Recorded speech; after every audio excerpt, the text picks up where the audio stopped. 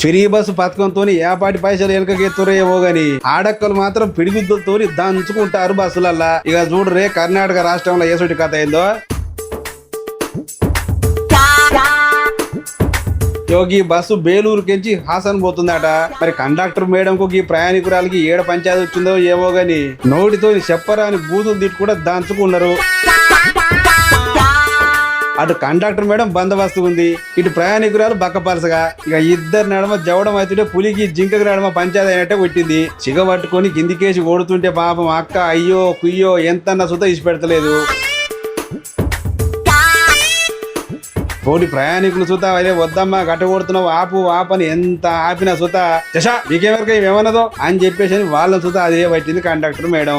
చుట్టుపట్టు ఉన్నోళ్ళు ఎంత ఆగబట్టినా సుత వంగబెట్టి గుద్దుడే గుద్దుడు. అయినా ఈ సర్కారులో సుత అంతకే దాపురం అయ్యారు. ఫ్రీ బస్ పథకం పెట్టమని చెప్పి వాళ్ళని అడిగిర్రా, పొలగాళ్ళకు మంచి చదువు చెప్పిరి, దావకాలకు పోతే మంచి వైద్యం అందిరి అని ముచ్చట్లు అడిగితే ముచ్చట్లు పక్కకు పెట్టి జనాలను ఉద్ధరించినట్లు ఈ ఫ్రీ బస్ పథకం తెచ్చి పంచాయతీలు పెట్టిస్తుర్రు.